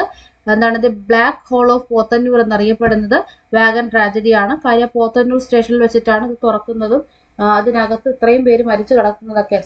സുമിത് സർക്കാരാണ് the black hole of Pothanur എന്ന് വാഗൺ ട്രാജഡിയെ വിശേഷിപ്പിച്ചത്. 1921 നവംബർ 20-നാണ് വാഗൺ ട്രാജഡി സംഭവം നടക്കുന്നത്. അപ്പൊ വാഗൺ ട്രാജഡിയുടെ ഇതേപോലെ ഈ ട്രെയിനിന്റെ ഒരു ബോഗി പോലത്തെ തന്നെ ഒരു സ്മാരകം സ്ഥിതി ചെയ്യുന്നത് മലപ്പുറം ജില്ലയിലാണ്. അടുത്ത സാഹിത്യ സ്രോതസ്സുകൾ. ലഭ്യമായ ചരിത്രരചനാ സ്രോതസ്സുകളിൽ പ്രധാനപ്പെട്ട ഒന്നാണ് സാഹിത്യ സ്രോതസ്സുകൾ. വളരെ പ്രധാനപ്പെട്ടതാണ് ആ സമയത്ത് സാഹിത്യ സ്രോതസ്സുകൾ. ആ കൃതികളിലൊക്കെ അവിടുത്തെ ഭൂപ്രകൃതി, കാലാവസ്ഥ, ജീവിത രീതി ഇതൊക്കെ തന്നെ സാഹിത്യ കൃതികളിൽ വരാറുണ്ട്. വ്യത്യസ്ത പ്രമേയമുള്ള നിരവധി സാഹിത്യ കൃതികൾ ചരിത്രത്തിന്റെ പുനർനിർമ്മാണത്തിൽ നമ്മെ സഹായിക്കുന്നവയാണ്. ഇത് നോക്ക്, കോകില സന്ദേശം. കോകില സന്ദേശത്തിലെ വരികളാണ്. കടൽമകളായ കന്യക ഈ നഗരത്തിൽ വാസമുറപ്പിച്ചു കൊണ്ടാണത്രേ കടലമ്മ ദ്വീപാന്തരങ്ങളിൽ നിന്ന് രത്നങ്ങളൊക്കെ ചുമന്നുകൊണ്ടുവരുന്ന കപ്പലുകളെ തിരമാലകൾ കൊണ്ട് തട്ടിത്തട്ടി കോഴിക്കോട്ട് എത്തിച്ചിരുന്നത്. അപ്പൊ കോഴിക്കോട് നഗരത്തിൽ കപ്പലുകളിൽ രത്നങ്ങളും ചുമന്നുകൊണ്ട് വരുമെന്നാ പറയുന്നത്. എന്തുകൊണ്ട്? കടൽമകളായ കന്യക ഈ നഗരത്തിൽ വാസമുറപ്പിച്ചത് കൊണ്ടാണത്രേ കടലമ്മ ദ്വീപാന്തരങ്ങളിൽ നിന്ന് രത്നങ്ങളൊക്കെ ചുമന്നുകൊണ്ടുവരുന്ന കപ്പലുകളെ തിരമാലകൾ കൊണ്ട് തട്ടിത്തട്ടി കോഴിക്കോട് എത്തിച്ചിരുന്നത് എന്നാണ് കോകില സന്ദേശത്തിൽ പറയുന്നത്. ഇതൊരു വ്യാപാരത്തെ അല്ലേ സൂചിപ്പിക്കുന്നത്? പല ദ്വീപുകളിൽ നിന്നും രത്നങ്ങൾ എവിടെ എത്തിയിരുന്നു? കോഴിക്കോട് തുറമുഖത്ത് എത്തിയിരുന്നു. 15-ാം നൂറ്റാണ്ടിൽ ഉദ്ദണ്ഡ ശാസ്ത്രികൾ രചിച്ച കോകില സന്ദേശം. ആരാണ് കോകില സന്ദേശം രചിച്ചത്? ഉദ്ദണ്ഡ ശാസ്ത്രികൾ രചിച്ച കോകില സന്ദേശം എന്ന സംസ്കൃത സന്ദേശ കാവ്യത്തിൽ കോഴിക്കോടിനെ കുറിച്ച് എഴുതിയ ഒരു ശ്ലോകമാണ് ഈ പറഞ്ഞിരിക്കുന്നത്. എന്താണ്? അപ്പോ നമ്മുടെ കോകില സന്ദേശം ഒരു സംസ്കൃത സന്ദേശമാണ്. ഉദ്ദണ്ഡ ശാസ്ത്രികളാണ് ഇത് എഴുതിയത്. അടുത്ത് നോക്ക്, സംഘകാല കൃതികൾ.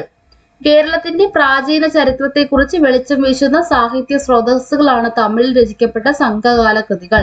1810, പുറനാനൂറ്, അകനാനൂറ്, കറുന്തകൈ, നാറ്റിനെ തുടങ്ങിയവ പ്രധാന സംഘകാല സാഹിത്യ കൃതികളാണ്. അപ്പൊ ഇതിനെ പറ്റിയൊന്നും ഞാൻ കൂടുതൽ പറയുന്നില്ല. കാരണം നമ്മൾ ഇനി വരുന്ന ക്ലാസ്സുകളിൽ, അതായത് 10-ാം ക്ലാസ്സിലൊക്കെ എത്തുമ്പോഴത്തേക്കും നമുക്ക് ഈ സംഘകാല കൃതികളെ പറ്റി കുറച്ചധികം ഡീറ്റെയിൽഡ് ആയിട്ട് തന്നെ പഠിക്കാനുണ്ട്. അപ്പൊ നമുക്ക് അത് വരുമ്പോഴത്തേക്കും ഇതിനെ ഡീറ്റെയിൽഡ് ആയിട്ട് പറഞ്ഞു പോകാം.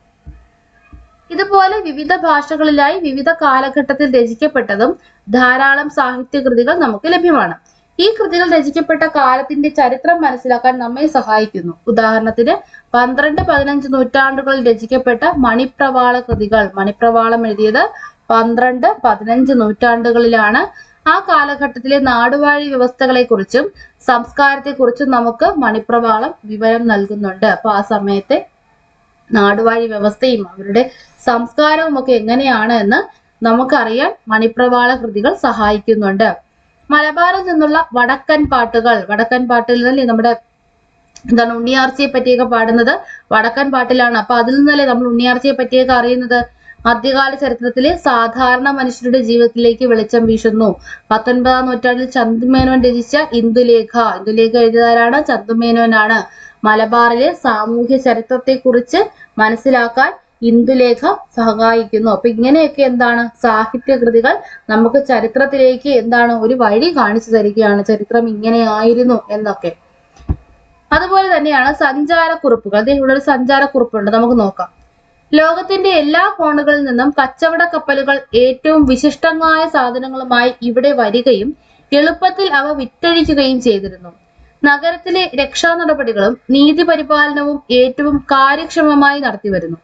അതുകൊണ്ട് വിദേശങ്ങളിൽ നിന്നും ചരക്കുകളുമായി വരുന്ന വ്യാപാരികൾക്ക് യാതൊരു ഭയവുമില്ല.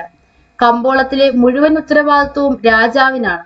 കമ്പോളത്തിലെത്തുന്ന ചരക്കുകളുടെ 40-ൽ 1 ഭാഗം ചുങ്കമായി കൊടുക്കണം. ഏതെങ്കിലും വ്യാപാരി മരണപ്പെടുകയോ ചരക്കുകൾ കയറ്റിയ കപ്പൽ പൊളിഞ്ഞ് അതിലെ ചരക്കുകൾ തുറമുഖത്ത് അടുക്കുകയോ ചെയ്താൽ ആ ചരക്കുകളെ സംബന്ധിച്ച് യാതൊരു കൃത്രിമവും ഉണ്ടാകുന്നതല്ല. ഇവിടെ നിന്ന് പ്രധാനമായും കയറ്റി അയക്കുന്നത് കുരുമുളകാണ്. ഇവിടത്തുകാർ സമുദ്ര വ്യാപാരത്തിൽ സമർത്ഥരാണ്. പേർഷ്യൻ സഞ്ചാരിയായ അബ്ദുൾ റസാഖിന്റെ സഞ്ചാരക്കുറിപ്പിൽ എഴുതി വച്ചേക്കുന്നതാണ് നമ്മുടെ ഈ ഒരു കച്ചവട രീതി. അപ്പൊ കമ്പോളത്തിലെത്തുന്ന ചരക്കുകളുടെ 40-ൽ 1 ഭാഗവും എന്ത് കൊടുക്കണം? ചുങ്കമായിട്ട് കൊടുക്കണം. ഏതെങ്കിലും വ്യാപാരി മരണപ്പെട്ടാൽ ആ ചരക്കിനെ പറ്റിയുള്ള ഒരു കൃത്രിമവും ഉണ്ടാക്കുന്നതല്ല. 15-ാം നൂറ്റാണ്ടിൽ, എത്രാം നൂറ്റാണ്ടിൽ? 15-ാം നൂറ്റാണ്ടിൽ കോഴിക്കോട് വന്ന പേർഷ്യൻ സഞ്ചാരിയാണ് അബ്ദുൾ റസാഖ്. അപ്പൊ അബ്ദുൾ റസാഖ് തന്റെ രചനയിൽ പറഞ്ഞിരിക്കുന്നത് കോഴിക്കോടിനെ പറ്റിയാണ്, കോഴിക്കോട് തുറമുഖത്തെ പറ്റിയാണ്. അപ്പൊ കോഴിക്കോട് തുറമുഖത്തിൽ എങ്ങനെയായിരുന്നു വ്യാപാരം എന്നുള്ളത് നമുക്ക് ഒരു അറിവ് നമുക്ക് ഇതിൽ നിന്ന് തന്നെ കിട്ടത്തില്ലേ? പ്രാദേശിക ചരിത്ര രചനയിൽ സുപ്രധാന പങ്ക് വഹിക്കുകയാണ് സഞ്ചാരക്കുറിപ്പുകൾ. പ്രത്യേക സ്ഥലങ്ങൾ, സംഭവങ്ങൾ, സംസ്കാരങ്ങൾ എന്നിവയുടെ ഒരു അനുഭവങ്ങൾ നൽകാൻ സഞ്ചാരക്കുറിപ്പുകൾക്ക് കഴിയുന്നു. ഒരു പ്രദേശത്തിന്റെ ചരിത്രം, ഭൂമിശാസ്ത്രം, സാമ്പത്തിക ഘടന, സാമൂഹിക ജീവിതം എന്നിവയിലേക്കും ഇത് വെളിച്ചം വീശുന്നു. ഇത് നമുക്ക് വളരെ ഇമ്പോർട്ടന്റ് ആണ്. ഇത് കേരളത്തെ കുറിച്ച് പരാമർശിച്ചിട്ടുള്ള സഞ്ചാരികളാണ്. അവർ ഏത് രാജ്യത്തു നിന്നുള്ളവരെന്നാണ് ഇതിൽ കൊടുത്തേക്കുന്നത്. ഈ ടേബിൾ ഞാൻ അതുപോലെ തന്നെ നോട്ടി കൊടുത്തിട്ടുണ്ട്. മെഗസ്തനീസ് ഗ്രീസ് ആണ്, ഗ്രീക്കുകാരനായ മെഗസ്തനീസ് അല്ലെ. സുലൈമാനും അബ്ദുൾ റസാഖും പേർഷ്യ. മാർക്കോ പോളോ വെനീഷ്യസ് അല്ലെ, വെനീഷ്യൻ ആണ് മാർക്കോ പോളോ എന്ന് നമ്മൾ പറഞ്ഞിട്ടുള്ളതാണ്. Ibn Battuta Morocco. Niccolo Conti Venice. Ma Huan ചൈനയിലെ മാഹ്വാൻ. ബാർബോസ പോർച്ചുഗൽ, ബാർബോസയെ പറ്റിയൊക്കെ നമ്മൾ പഠിച്ചിട്ടുള്ളതാണ്. Ibn Battuta Morocco, Niccolo Conti Venice. അപ്പൊ ഇതാണ് പ്രധാനപ്പെട്ട സഞ്ചാരികൾ. ഇനി നോക്ക്, ആത്മകഥകളും ജീവചരിത്രവും. അപ്പൊ ആത്മകഥയും ജീവചരിത്രവും, ഇതിവിടെ തകഴിയുടെ ആത്മകഥയിലെ ചില വരികളാണ് പറഞ്ഞിരിക്കുന്നത്. ഇതില് അവരുടെ തകഴി ആത്മകഥ പറയുമ്പോൾ തകഴിയുടെ അന്നത്തെ കാലത്ത് ജീവിതങ്ങൾ വരുന്നുണ്ട്. അപ്പൊ ആ കാലത്ത് സാമൂഹ്യ സ്ഥിതി നമുക്ക് കിട്ടും. വളർന്നു വരുന്ന അദ്ദേഹത്തിന്റെ ആ ജീവിതത്തിലുടനീളം അത്തരം കാലഘട്ടങ്ങളെല്ലാം തന്നെ നമുക്ക് ആ ബുക്കിലൂടെ തന്നെ കിട്ടില്ലേ. ഞാൻ ആദ്യമായി ഒരു ഉടുപ്പിടുന്നത് അമ്പലപ്പുഴ സ്കൂളിൽ പോയപ്പോഴാണ്. കേമ്പിരി തുണി കൊണ്ട് 2 ഉടുപ്പ് തയ്പ്പിച്ചു. വസ്ത്രങ്ങൾ തേക്കുന്ന ഏർപ്പാട് ഞങ്ങളുടെ നാട്ടിൽ അന്നില്ല. അപ്പൊ അന്ന് അവരുടെ നാട്ടില് വസ്ത്രങ്ങൾ തേക്കാറില്ല. നല്ല കഞ്ഞിപ്പശയിൽ നീലം ചേർത്ത് മുണ്ട് പിഴിഞ്ഞുണക്കും. പിന്നീട് ഉരുളൻ വടി കൊണ്ട് തുണി മടക്കി തല്ലി ഒതുക്കിയെടുക്കും. അപ്പൊ ഈ കഞ്ഞിപ്പശയിൽ മുക്കുന്ന തുണികള് നല്ല വടി പോലെ ഇരിക്കും. അതിനെ എന്ത് ചെയ്യും? മടക്കി എന്തെങ്കിലുമൊക്കെ മടലൊക്കെ വെച്ച് അടിച്ചാണ് അതിനെ എന്ത് ചെയ്യാ നല്ല ഇതായിട്ട് എടുക്കുന്നത്. അതിന്റെ ഉരുളൻ തടി കൊണ്ട്. ആദ്യമായി തേച്ച് ഷർട്ട് ഇട്ടത് തിരുവനന്തപുരം ലോ കോളേജിൽ ചേർന്നതിന് ശേഷമാണെന്ന് തോന്നുന്നു. സോപ്പ് തകഴിയിൽ അക്കാലത്ത് അപൂർവ വസ്തുവാണ്. തെങ്ങിൻ മടൽ കത്തിച്ച ചാരം തെളിയൂറ്റിയെടുത്ത് അതിലാണ് മുണ്ട് വെളുപ്പിച്ചിരുന്നത്. എന്താണ്? അന്ന് സോപ്പില്ല, അതിന് പകരം തെങ്ങിൻ മടൽ കത്തിച്ച ചാരം അതിനെ തെളിയൂറ്റി അതുകൊണ്ട് മുണ്ട് വെളുപ്പിക്കും. ഇത് പറഞ്ഞപ്പോഴാണ് എനിക്ക് ഓർമ്മ വന്നത്. പണ്ട് എന്റെ കുഞ്ഞിലെ ഞാൻ കണ്ടിട്ടുണ്ട് ഈ ഇസ്തിരി ഉണ്ടല്ലോ, നിങ്ങളും കണ്ടിട്ടുണ്ടാവണം. നമ്മൾ പിന്നീടാണ് നമ്മുടെ കറണ്ടിൽ ഇപ്പോഴത്തെ ഇസ്തിരിയൊക്കെ ഉള്ളത്. മുന്നേ ഉണ്ടായിരുന്നത് നമ്മുടെ ഈ ചിരട്ട കത്തിച്ചിട്ട് അതിന്റെ കനലെടുത്ത് അതിനകത്ത് ഇട്ടിട്ട് അതിലൊരു അടപ്പുണ്ട്, അത് വെച്ച് അടച്ച കൊളുത്തൊക്കെ ഇട്ടിട്ട് അത് വെച്ച് തേക്കും. അത് വെച്ച് ഞാൻ എന്റെ കൊച്ചിനും അച്ഛനൊക്കെ തേക്കുന്ന കണ്ടിട്ടുണ്ട്. പണ്ട് ഞങ്ങളുടെ വീട്ടിലുണ്ടായിരുന്നത്. അത് അധികം നാൾ ഞാൻ കണ്ടിട്ടില്ല. ആ സമയത്ത് തന്നെ ഒരു വീട്ടിൽ ഇലക്ട്രിക് ആയിട്ടുള്ള ഇസ്തിരി ഉണ്ട്. പക്ഷെ എന്നിരുന്നാലും അവരത് ഉപയോഗിക്കുമായിരുന്നു, അത് ഉള്ളത് കൊണ്ട്. ഞാൻ ഒരുപാട് പഴക്കമല്ല, ഞാൻ 1996 കേട്ടോ. നിങ്ങൾ വിചാരിക്കും ഞാൻ ഒരുപാട്, അങ്ങനെ വിചാരിച്ചാലും കുഴപ്പമൊന്നുമില്ലല്ലോ ഞാൻ പറഞ്ഞത്. അപ്പം അതൊക്കെ ഞാൻ കണ്ടിട്ടുണ്ട് എന്നാ പറഞ്ഞ. നിങ്ങളും ഇതുപോലുള്ള എന്തെങ്കിലുമൊക്കെ കണ്ടിട്ടുണ്ടായിരിക്കണം. ഈ ഇസ്തിരി ഞാൻ ഇത് പറഞ്ഞപ്പോ ആ ഇസ്തിരിയുടെ കേസ് പറഞ്ഞപ്പോ എനിക്ക് ഓർമ്മ വന്നു പറഞ്ഞു. അപ്പം അത് അന്നത്തെ കാലത്തെ ജീവിത രീതിയെ പറ്റി പറയുന്നതല്ലേ. അപ്പൊ അന്ന് ഇപ്പൊ എന്റെ കുട്ടിക്കാലത്ത് തന്നെ എല്ലാ വീടുകളിലും ഇതൊന്നും വന്നിട്ടില്ല. ഇപ്പൊ അപ്പോഴും ചില വീടുകളിൽ എന്ത് തന്നെയാണ് നമ്മുടെ ഈ എന്താണ് ചിരട്ട കനലു ഇട്ട് തേക്കുന്ന ഇസ്തിരി തന്നെയാണ്. ഇവിടെ തകഴി പറയുന്നത് എന്താണ്? മുണ്ടൊക്കെ കഞ്ഞിപ്പശയിൽ നല്ലോണം മുക്കി നീലം ചേർത്ത് മുക്കി പിഴിഞ്ഞെടുക്കും. എന്നിട്ട് എന്ത് ചെയ്യും? ഉരുളൻ തടി കൊണ്ട് തുണി മടക്കി തല്ലി ഒതുക്കി എടുക്കും എന്നാണ് പറയുന്നത്. അപ്പൊ ഇത് അവിടുത്തെ ആ ഒരു ജീവിത രീതിയും ഒക്കെ മനസ്സിലാകുന്നില്ലേ? അപ്പൊ മുകളിൽ നൽകിയിരിക്കുന്നത് പോലെ ആത്മകഥകളും ജീവചരിത്രങ്ങളും അത് എഴുതിയ പ്രദേശത്തിന്റെ അല്ലെങ്കിൽ കാലത്തിന്റെ വിവിധ മേഖലകളെ കുറിച്ച് വിവരങ്ങൾ നൽകുന്നവയാണ്. അതുപോലെ തന്നെയാണ് എന്ത്? വർത്തമാന പത്രങ്ങൾ. ദൈനംദിന സംഭവങ്ങൾ അറിയാൻ നാം ഇന്ന് പത്രങ്ങൾ, ദൃശ്യമാധ്യമങ്ങൾ, നവമാധ്യമങ്ങൾ തുടങ്ങിയവയാണ് ആശ്രയിക്കുന്നത്. എന്നാൽ ഈ പത്രങ്ങൾ കാലക്രമേണ ചരിത്രമായി മാറാനുള്ള പ്രധാന ഉപാധിയായി മാറും. പത്ര ഓഫീസുകളിൽ ചെന്നാൽ നമുക്കറിയാം ആ സമയത്തെ അത്രയും ഇമ്പോർട്ടന്റ് ഉള്ള ന്യൂസുകൾ അവർ മാറ്റിവെക്കും. ആ പത്ര കട്ടിങ്സ് അവർ മാറ്റിവെക്കും. ഇപ്പൊ എല്ലാം കമ്പ്യൂട്ടറൈസ്ഡ് ആണ്. നമ്മൾ പഴയ സിനിമകളിലെ കണ്ടിട്ടില്ലേ പത്ര ഓഫീസുകളിൽ ഇങ്ങനെ പഴയ പത്രങ്ങൾ അടുക്കി വെച്ചിരിക്കുന്നത്? അവരങ്ങനെ മാറ്റി വെക്കാറുണ്ട്.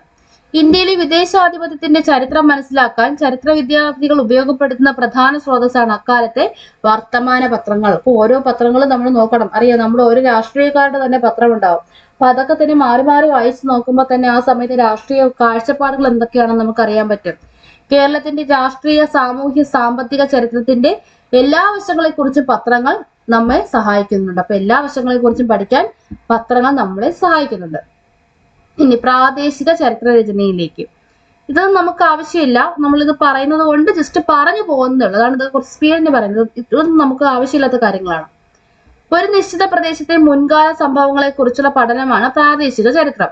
നാം ഇതുവരെ പരിചയപ്പെട്ട ചരിത്ര സ്രോതസ്സുകൾ പ്രധാനമായും മുഖ്യധാരാ ചരിത്ര രചനയ്ക്കാണ് സഹായകമാകുന്നത്. പ്രാദേശിക ചരിത്ര രചനയ്ക്കായി നമ്മെ സഹായിക്കുന്ന മറ്റു ചില സ്രോതസ്സുകൾ ഏതൊക്കെയാണെന്ന് നോക്കാം.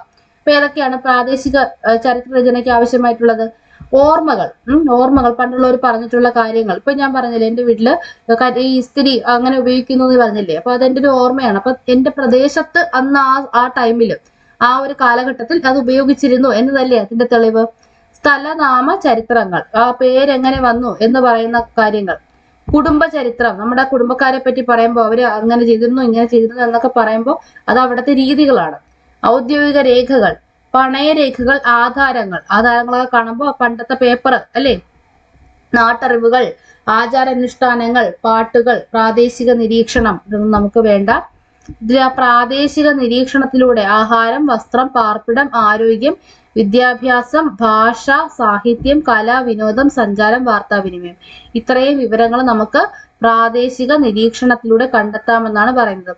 ഏതുതരം പാട്ടുകളാണ് അവർ കേൾക്കുന്നത്, ഏതുതരം ഫുഡാണ് അവർ കഴിക്കുന്നത്. ഇപ്പൊ നമ്മുടെ ഫുഡ് തന്നെ നമ്മുടെ സംസ്കാരത്തിന്റെ ഒരു ഭാഗമല്ലേ. നമ്മൾ കൂടുതലും എന്താണ്, അരി ആഹാരമാണ് കഴിക്കുന്നത്. കാര്യം എന്താണ്, നമ്മുടെ നാട്ടിൽ കൂടുതലും നെൽകൃഷി ആയിരുന്നു എന്ന് പറയണം. ഇപ്പോഴില്ല, നെൽകൃഷി ആയിരുന്നു ഉണ്ടായിരുന്നു. അപ്പൊ നമുക്ക് കൂടുതലും കിട്ടുന്നത് അരിയാണ്. അപ്പൊ ഇതൊക്കെ ഈ ചരിത്ര രചനയ്ക്ക് സഹായിക്കുന്നു. പ്രാദേശിക ചരിത്ര രചന ചെറിയൊരു പ്രദേശത്തിന്റെയോ സംഭവത്തിന്റെയോ സൂക്ഷ്മ പഠനമാണ്. ഒരു പ്രദേശത്തിന്റെ സൂക്ഷ്മവശങ്ങൾ തിരിച്ചറിയാൻ പ്രാദേശിക നിരീക്ഷണം നമ്മെ സഹായിക്കുന്നു.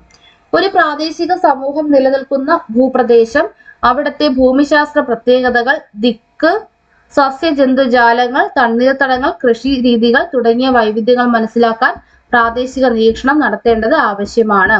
അപ്പൊ ഇതുപോലെ ഒരു പ്രാദേശിക നിരീക്ഷണം അവരുടെ നാട്ടിൽ നടത്താനാണ് പറഞ്ഞേക്കുന്നത്. പിന്നെ അടുത്ത് നോക്ക്, ഓർമ്മകൾ അല്ലെങ്കിൽ വാമൊഴി.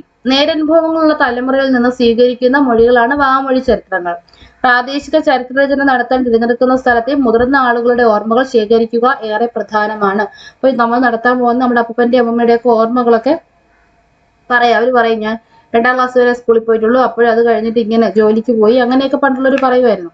അപ്പൊ ഇത് അങ്ങനെയുള്ള സംഭവങ്ങളാണ് പറഞ്ഞേക്കുന്നത്. ഇതൊന്നും നമുക്ക് വേണ്ട. സ്ഥലനാമ ചരിത്രം, ഒരു സ്ഥലത്തിന്റെ പേര് എങ്ങനെ ഉണ്ടായി, ഇത് വേണം, നമുക്ക് ആവശ്യമുള്ളതാണ്. അതായത് കോഴിക്കോട്, കോഴിക്കോടിന് ആ പേര് എങ്ങനെ വന്നു എന്ന് ചോദിച്ചാൽ, കോയിൽ എന്ന് വെച്ചാൽ കൊട്ടാരം, കോട്ട എന്ന് വെച്ചാൽ കൊട്ടാരം എന്നും. അപ്പൊ കോയിൽ എന്നും കോട്ട എന്നുള്ള 2 പദങ്ങൾ ചേർന്നാണ് കോയിൽ കോട്ട ഉണ്ടായത്. കോയിൽ എന്നാൽ കൊട്ടാരം, കോയിൽ എന്ന് വെച്ചാൽ കൊട്ടാരം എന്നാണ് അർത്ഥം. കോട്ട കൊണ്ട് സംരക്ഷിച്ച കൊട്ടാരം. എന്താണ്? കോട്ട കൊണ്ട്, കോഴിക്കോട് എന്താണ്? കോട്ട കൊണ്ട് സംരക്ഷിച്ച കൊട്ടാരം എന്നാണ് കോയിൽ കോട്ട എന്ന പേര് കൊണ്ട് അർത്ഥമാക്കുന്നത്. ഇത് പിന്നീട് കോഴിക്കോട് എന്നായി മാറിയെന്നാണ് ചരിത്രകാരന്മാർ പറയുന്നത്. നമ്മൾ കേരളം എന്ന പേരുണ്ടായതിന്റെ കാരണം എന്താണ്? കേരവൃക്ഷങ്ങളുടെ നാടാണ് കേരളം. ഇന്ത്യ എന്ന് പേരുണ്ടാവാൻ കാരണമാണ് നമ്മുടെ ഇൻഡസുമായി ബന്ധപ്പെടുത്തിയിട്ടാണ് നമുക്ക് ഇന്ത്യ എന്ന പേര് കിട്ടിയത്. അപ്പൊ തമിഴ് സംസാരിക്കുന്നോണ്ടാണ് അവർക്ക് തമിഴ്നാട് എന്ന പേര് കിട്ടിയത്. ചരിത്രപരമായിട്ട് പണ്ട് മുതൽക്കേ ഒരു തമിഴാണ് സംസാരിക്കുന്നത്. അപ്പൊ ഇത് പിന്നീട് എന്തായി? കോഴിക്കോടായി മാറി. അതേപോലെ തൃശ്ശൂര്, കണ്ണൂര്, തലശ്ശേരി, തങ്കശ്ശേരി, ഈ നാമങ്ങളിലൊക്കെ എന്താണ്? ശ്രദ്ധിക്കൂ, കേരളത്തിൽ അങ്ങോളം ഇങ്ങോളം ഊർ അല്ലെങ്കിൽ ചേരി. അപ്പൊ ഈ ചേരി എന്താണ്? ചേരിയാണ്. ഈ വാക്കുകളിലൊക്കെ അവസാനിപ്പിക്കുന്ന സ്ഥലപ്പേരുകളുണ്ട്. ഭൂമിശാസ്ത്രപരമായ പ്രത്യേകതകളും സ്ഥലകാല നാമ രൂപീകരണത്തിൽ സ്വാധീനം ചെലുത്താറുണ്ട്. അപ്പോൾ ഇങ്ങനെ ഭൂമിശാസ്ത്രം എന്താണ് നമ്മൾ പറഞ്ഞത്? എന്താണ്? കേരളം കേരവൃക്ഷങ്ങളുടെ നാട്. ഇൻഡസ് ഒഴുകുന്നത് കൊണ്ടാണ് നമ്മളെ ഇന്ത്യ എന്നവര് പറഞ്ഞത്. അപ്പൊ അങ്ങനെ ഭൂമിശാസ്ത്രപരമായ പ്രത്യേകതകളും സ്ഥലകാല രൂപീകരണത്തിൽ സ്വാധീനം ചെലുത്താറുണ്ട്. പിന്നെന്താണ് കുടുംബചരിത്രം, നമ്മുടെ കുടുംബചരിത്രം ഒക്കെ പറയാനാണ് പറഞ്ഞേക്കുന്നത്.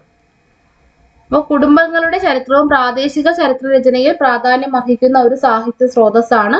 ഒരു ഗ്രാമത്തിന്റെയോ പ്രദേശത്തിന്റെയോ വളർച്ചയിൽ വ്യക്തികൾ നടത്തുന്ന ഇടപെടലുകളും സംഭാവനകളും വസ്തുനിഷ്ഠത ഉറപ്പാക്കി ശേഖരിക്കുക എന്നത് അതായത് പ്രദേശത്തിന്റെ പ്രാദേശിക ചരിത്രാന്വേഷകന്റെ കടമയാണ്. ഇതൊന്നും നമുക്ക് വേണ്ട.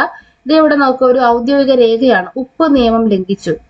1930 മെയ് 17 വൻ ജനാവലിയുടെ നേതൃത്വത്തിൽ 27 സ്ഥലങ്ങളിലായി കോഴിക്കോട് കടപ്പുറത്ത് ബ്രിട്ടീഷുകാർ നടപ്പാക്കിയ ഉപ്പ് നിയമം ലംഘിച്ചു. കോഴിക്കോട്ടെ ഗുജറാത്തി നിവാസികൾ താൽപര്യത്തോടെ ഈ പ്രവർത്തനങ്ങളിൽ പങ്കാളികളായിരുന്നു.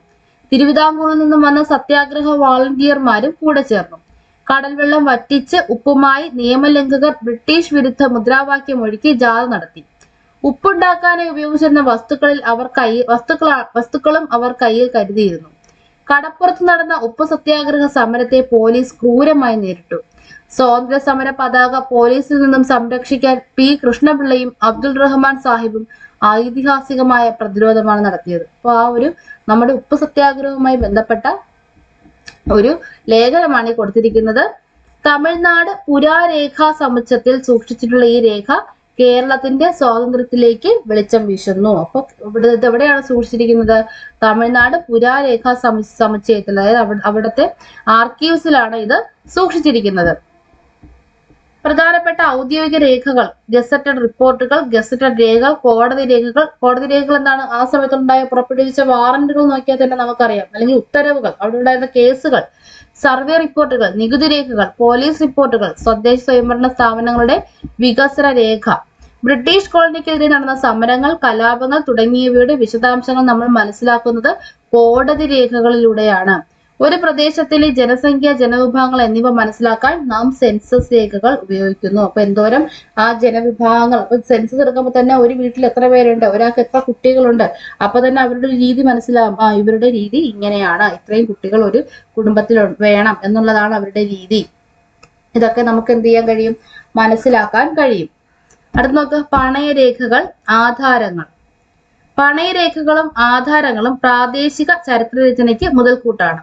ഇവയിൽ നിന്ന് വ്യക്തി വിവരങ്ങൾ, സ്വകാര്യ സ്വത്തുക്കൾ തുടങ്ങിയവയെ കുറിച്ച് അറിവ് ലഭിക്കുന്നു. അപ്പൊ പണയരേഖകൾ, ആധാരങ്ങൾ വഴിയൊക്കെ എത്ര സ്വത്തുണ്ടായിരുന്നു, ഇപ്പം പണ്ട് നാടുവാഴികളുടെ കയ്യിലും എന്താണ് ഉയർന്ന ജാതിക്കാരുടെ കയ്യിലാണ് കൂടുതൽ സ്വത്തൊക്കെ ഉണ്ടായിരുന്നത്. അപ്പം അതൊക്കെ നമുക്ക് ആ ഒരു രീതിയൊക്കെ നമുക്ക് മനസ്സിലാവുന്നത് ആധാരങ്ങളും പണയരേഖകളും ഒക്കെ കാണുമ്പോഴാണ്.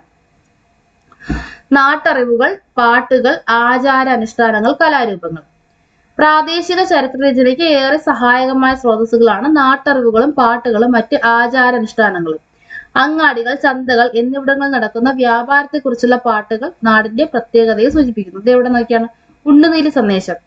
കൂരൻ, ചോഴൻ, പഴവരി, കുറക്കൊണങ്ങണം, വെണ്ണക്കണ്ണൻ, മോടൻ, കാടൻ, കുറുവ, കൊടിയൻ, പങ്കി, പൊങ്കാളി, ചെന്നൽ, ആനക്കോടൻ, കിളീറ, കനങ്ങാരിയൻ, വീരവിത്തൻ, കാണാം മറ്റും പലവിധമുടൻ നെല്ലു കല്യാണ കീർത്തി. എന്താണ്? നെല്ലിനങ്ങളാണ് ഈ പറയുന്നത്. കൂരൻ, ചോഴൻ, പഴവരി, കുറക്കൊങ്ങണം, വെണ്ണക്കണ്ണൻ, മോടൻ, കാടൻ, കുറുവ, കൊടിയൻ, പങ്കി, പൊങ്കാളി, ചെന്നൽ, ആനക്കോടൻ, കിളീറ, കനങ്ങാരുയൻ, വീരവിത്തൻ, കാണാം മറ്റും പലവിധമുടൻ നെല്ലു കല്യാണ കീർത്തി.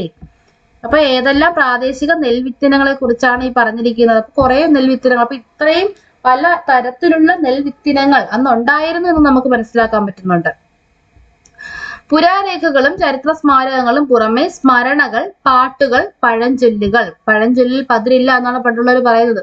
പഴഞ്ചൊല്ലുകൾ, കഥകൾ, പണ്ടത്തെ കഥകൾ, മുത്തശ്ശി കഥകൾ, നാട്ടുവ്യാഖ്യാനങ്ങൾ, നോട്ടീസുകൾ, ക്ഷണക്കത്തുകൾ കാണുമ്പോൾ അറിയാം നമുക്ക് അന്നത്തെ രീതി, കല്യാണ രീതി എങ്ങനെയാണ്. ഇപ്പോ കല്യാണം വീട്ടിൽ വെച്ചായിരുന്നു പണ്ട് നടത്തിയിരുന്നത്. കല്യാണം സ്വവസതിയിൽ എന്ന് വരും. ഇപ്പൊ എന്താണ്? വലിയ വലിയ ഓഡിറ്റോറിയങ്ങളിലാണ്. അപ്പൊ ഇതൊക്കെ പ്രാദേശിക ചരിത്രം നൽകുന്ന എഴുത്ത് രീതികളാണ്. പ്രദേശത്തിന്റെ സമഗ്ര ജീവിത ശൈലിയും ദൈനംദിന ജീവിതവും പ്രാദേശിക ചരിത്രത്തിൽ പരാമർശിക്കപ്പെടുന്നു. നാം ഓരോരുത്തരും ബന്ധപ്പെടുന്ന സമൂഹത്തിന്റെ നേർ ചിത്രീകരണമാണ് പ്രാദേശിക ചരിത്രം. മുകളിൽ പറഞ്ഞ സ്രോതസ്സുകളിൽ പ്രയോജനപ്പെടുത്തി നമുക്ക് പ്രാദേശിക ചരിത്ര രചന നടത്താനാകും. അപ്പൊ ഇതൊക്കെ ഞാൻ പറഞ്ഞു എന്നേ ഉള്ളൂ. ഇതൊന്നും അത്രയും നമുക്ക് ആവശ്യമുള്ളതല്ല. എന്താണ് ഭൂപ്രകൃതി. പ്രാദേശിക ചരിത്ര രചന നടത്തുമ്പോൾ ശ്രദ്ധിക്കേണ്ട കാര്യങ്ങളാണ് ഇവിടെ പറഞ്ഞിരിക്കുന്നത്. പ്രാദേശിക ചരിത്ര പഠനത്തിനായി തിരഞ്ഞെടുക്കുന്ന പ്രദേശത്തിന്റെ കൃത്യമായ ഭൂമിശാസ്ത്ര അതിരുകൾ, അതിരെന്ത് ചെയ്യാൻ മാറാം അല്ലെ, അതിരുകൾ, പ്രകൃതത്തെ പ്രത്യേകതകൾ, കുന്ന്, നദി, തണ്ണീർത്തടം. അപ്പൊ കുറച്ച് കഴിയുമ്പോൾ കുന്നൊന്നും കാണില്ല, അപ്പൊ അതുകൊണ്ട് അതൊക്കെ രേഖപ്പെടുത്തണം. ചരിത്ര സ്മാരകങ്ങൾ, പ്രദേശത്തെ ആവാസ കേന്ദ്രങ്ങൾ, മഹാശിലകൾ ഉണ്ടെങ്കിൽ അത്, ശിലാലിഖിതങ്ങൾ ഉണ്ടെങ്കിൽ അത്, കോട്ടകൾ ഉണ്ടെങ്കിൽ അത്, ആരാധനാലയങ്ങൾ ഉണ്ടെങ്കിൽ അത്. കാര്യം ഇതൊന്നും പിന്നീട് കാണാൻ വഴിയില്ലല്ലേ, ചിലതെങ്കിലുമൊക്കെ മാഞ്ഞു പോവാം. ഉപജീവനം, പ്രധാന കൃഷി ഏതാണ്, കൈത്തൊഴിൽ ഏതാണ്, വാണിജ്യ കേന്ദ്രങ്ങൾ ഏതൊക്കെയാണ്, ആതുര ശുശ്രൂഷ, അതായത് ആശുപത്രികൾ എവിടെയൊക്കെയാണ്, വൈദ്യം എങ്ങനെയൊക്കെയാണ് ചികിത്സ, അതൊക്കെ ഉണ്ടാവണം. അതിജീവന മാതൃകകൾ, എന്തൊക്കെ അതിജീവിച്ചിട്ടുണ്ട്, പേമാരി അതിജീവിച്ചിട്ടുണ്ടോ, എങ്ങനെ, വരൾച്ച, പകർച്ചവ്യാധികൾ, ദാരിദ്ര്യം, കുടിയിറക്കൽ, നമ്മൾ നിപ്പയെ അതിജീവിച്ചതും അതുപോലെ തന്നെ കോവിഡിനെ അതിജീവിച്ചതും നമ്മൾ 2018 വെള്ളപ്പൊക്കം അതിജീവിച്ചതും ഒക്കെ ഒരു ചരിത്രമാണ്. അപ്പൊ ഇതെല്ലാം അതിജീവന മാതൃകകൾ വേണം. സാംസ്കാരിക സ്ഥാപനങ്ങൾ, അവിടുത്തെ വിദ്യാഭ്യാസ സ്ഥാപനം, നമ്മൾ പറയില്ലേ പണ്ട് ഇതൊരു സ്കൂളായിരുന്നു, ഈ സ്കൂൾ മാറ്റിയാണ് ഇവിടെ ഇപ്പോ എന്താണ് ഹോസ്പിറ്റൽ വന്നത്, അല്ലെങ്കിൽ പണ്ട് ഇത് നമ്മൾ കളിച്ചിരുന്ന ഗ്രൗണ്ട് ആയിരുന്നു, ആ ഗ്രൗണ്ട് ആണ് ഇപ്പൊ എന്തായത്, ഹോസ്പിറ്റൽ ആയത്, അല്ലെങ്കിൽ ആ ഗ്രൗണ്ട് ആണ് ഇപ്പൊ ടെക്നോസിറ്റി ആയത് എന്നൊക്കെ പണ്ടുള്ളവർ പറയും. അതുപോലുള്ള സാംസ്കാരിക സ്ഥാപനങ്ങൾ. ഭൂഖണ്ഡങ്ങൾ, പ്രദേശത്തെ കാർഷിക ബന്ധങ്ങൾ, ജന്മി സമ്പ്രദായം, ഭൂഖണ്ഡമല്ല ഭൂബന്ധങ്ങൾ, ജന്മി സമ്പ്രദായം, പഴയ സ്ഥിതിവിവര കണക്കുകൾ എന്നിവ സംബന്ധിച്ച വിവരങ്ങൾ വേണം. ദേശീയ ബോധം, പ്രദേശത്തെ രാഷ്ട്രീയ പ്രസ്ഥാനങ്ങൾ, ദേശീയ പ്രസ്ഥാനം, ദേശീയ വ്യക്തിത്വങ്ങൾ എന്നിവയെ പ്രതിപാദിക്കാം. തദ്ദേശ സ്വയംഭരണ സ്ഥാപനങ്ങളും വികസനവും, പ്രദേശത്തെ തദ്ദേശ സ്വയംഭരണ സ്ഥാപനങ്ങളും അവിടുത്തെ വികസന പ്രവർത്തനങ്ങളും പ്രാദേശിക ചരിത്രരേഖയിൽ രേഖപ്പെടുത്തണം. എങ്കിൽ മാത്രമേ അവിടുത്തെ ഭരണ രീതികൾ എങ്ങനെയായിരുന്നു എന്ന് അറിയാനാകൂ. ഗ്രന്ഥസൂചി, ചരിത്രരചനയുടെ ആധികാരികത ഉറപ്പാക്കുന്ന ഒരു പ്രധാന ഘടകമാണ് ഗ്രന്ഥസൂചി അല്ലെങ്കിൽ ബിബ്ലിയോഗ്രഫി. ചരിത്രരചനയ്ക്കായി ഉപയോഗിച്ച എല്ലാ സ്രോതസ്സുകളുടെയും വിശദമായ പട്ടികയാണെന്ത്, ഗ്രന്ഥസൂചി അല്ലെങ്കിൽ ബിബ്ലിയോഗ്രഫി. പഠനത്തിന്റെ ആവാസ ഭാഗത്താണ് ഗ്രന്ഥസൂചി, പഠനത്തിന്റെ അവസാന ഭാഗത്താണ് ഗ്രന്ഥസൂചി നൽകുന്നത്. ഒരു ബിബ്ലിയോഗ്രഫി അവസാനം എന്താണ്, നമ്മൾ ഇവിടെ നിന്നൊക്കെയാണ് ഇത് എടുത്തേക്കുന്നത് അല്ലെ, സ്രോതസ് ഇതൊക്കെയാണ് എന്നൊരു ബുക്കിന്റെ അവസാനം കാണുമ്പോൾ ബിബ്ലിയോഗ്രഫി സോഴ്സുകൾ കൊടുത്തേക്കില്ലേ, ഈ ഭാഗം ഇവിടെ നിന്ന് ലഭിച്ചു അവിടെ നിന്ന് ലഭിച്ചു എന്നൊക്കെ. അപ്പൊ അതാണ് ഗ്രന്ഥസൂചി. ഇനി എന്തൊക്കെ വേണം ഒരു പ്രാദേശിക ചരിത്രരചനയ്ക്ക്? തലക്കെട്ട് വേണം, ഉള്ളടക്കം അല്ലെങ്കിൽ കുട്ടിയുടെ ഒരു പ്രസ്താവന, സാക്ഷ്യപത്രം, അതായത് ആർക്കും എന്തെങ്കിലും പ്രശ്നം ഉണ്ടെങ്കിൽ ക്ഷമിക്കണം എന്നൊക്കെ പറയുന്നത് സാക്ഷ്യപത്രം, നന്ദി പ്രസ്താവന, ആമുഖം, അധ്യായങ്ങൾ, ഉപസംഹാരം, പരാമർശങ്ങൾ, അനുബന്ധങ്ങൾ, അതായത് ഫോട്ടോയോ പാട്ടുകളൊക്കെ കൊടുക്കാം, ഗ്രന്ഥസൂചി. ഇതെല്ലാം വെച്ചിട്ടാണ് ഒരു പ്രാദേശിക ചരിത്ര പഠനം നടത്തേണ്ടത് അല്ലെങ്കിൽ ഒരു ചരിത്ര രചന നടത്തേണ്ടത്. അപ്പൊ ഇത് ഇത്രയുമാണ് ഈ ചാപ്റ്ററിൽ പ്രധാനമായിട്ടും പറഞ്ഞിരിക്കുന്നത്. ഇതിൽ നമുക്ക് ആവശ്യമുള്ള പോയിന്റ്സ് വളരെ കുറവാണ്, അത് ഞാൻ കൃത്യമായിട്ടും നമ്മുടെ നോട്ടിൽ രേഖപ്പെടുത്തിയിട്ടുണ്ട്. നമുക്ക് അത്രയൊന്നും വേണ്ട, നമുക്ക് ആവശ്യമുള്ള പോയിന്റ്സ് നമുക്ക് ആവശ്യമുള്ള നമ്മൾ പഠിച്ചാൽ മതി. ഒന്നാമത് നമ്മുടെ എക്സാം എടുത്തിരിക്കുകയാണ്, അപ്പൊ ആ സാഹചര്യത്തിൽ നമ്മൾ വലിച്ചു വാരി പഠിക്കേണ്ട ആവശ്യമില്ല. നമുക്ക് ആവശ്യമുള്ള കാര്യങ്ങൾ നോട്ടിൽ കൃത്യമായിട്ട് രേഖപ്പെടുത്തിയിട്ടുണ്ട്. അപ്പൊ ഇത്രയുമാണ് ഇന്നത്തെ ക്ലാസ്. അപ്പൊ നിങ്ങൾ എന്തായാലും ഈ ചാനൽ സബ്സ്ക്രൈബ് ചെയ്തിട്ടില്ലാത്തവരുണ്ടെങ്കിൽ തീർച്ചയായും സബ്സ്ക്രൈബ് ചെയ്യുക. നമ്മുടെ എല്ലാ പുതിയ ടെക്സ്റ്റ് മാറി വരുന്ന SCERT ടെക്സ്റ്റുകളാണ് നമ്മളിപ്പോൾ ക്ലാസ് എടുത്തുകൊണ്ടിരിക്കുന്നത്. അപ്പൊ അടുത്ത ദിവസം ഉടനെ തന്നെ നമ്മൾ 8ാം ക്ലാസ് സ്റ്റാർട്ട് ചെയ്യുന്നതാണ്. അപ്പൊ അത് തുടങ്ങുമ്പോൾ തന്നെ, അതായത് നമ്മൾ ഇതെല്ലാം കംപ്ലീറ്റ് ചെയ്ത് പോയാൽ മാത്രമേ വരുന്ന ക്ലാസ്സുകളിലെ പാഠങ്ങൾ നമ്മൾ പഠിച്ചിട്ട് കാര്യമുള്ളൂ. അപ്പൊ അപ്പോഴപ്പോഴുള്ള കാര്യങ്ങൾ നിങ്ങൾക്ക് ലഭിക്കാനായിട്ട് എല്ലാവരും ചാനൽ സബ്സ്ക്രൈബ് ചെയ്യുക. സബ്സ്ക്രൈബ് ചെയ്യാത്തവരും സബ്സ്ക്രൈബ് ചെയ്യുക, ലൈക്ക് ചെയ്യുക. ക്ലാസ് വേണ്ടവർ നോട്ടൊന്ന് കമന്റ് ചെയ്യുക. കൃത്യമായിട്ട് നിങ്ങൾക്ക് ഞാൻ ക്ലാസ് അയച്ചു തരുന്നതാണ്. കഴിഞ്ഞ ക്ലാസ്സിൽ ചെറിയൊരു മിസ്റ്റേക്ക് പറ്റി, 1-2 പേര് ചോദിച്ചു കൊടുക്കാൻ പറ്റിയിട്ടില്ല. ആ ക്ലാസ് നിങ്ങൾക്ക് ഉടനെ തന്നെ അയച്ചു തരുന്നതാണ്. അപ്പൊ നമുക്ക് അടുത്ത ക്ലാസ്സിലൂടെ വീണ്ടും കാണാം. Thank you, bye bye.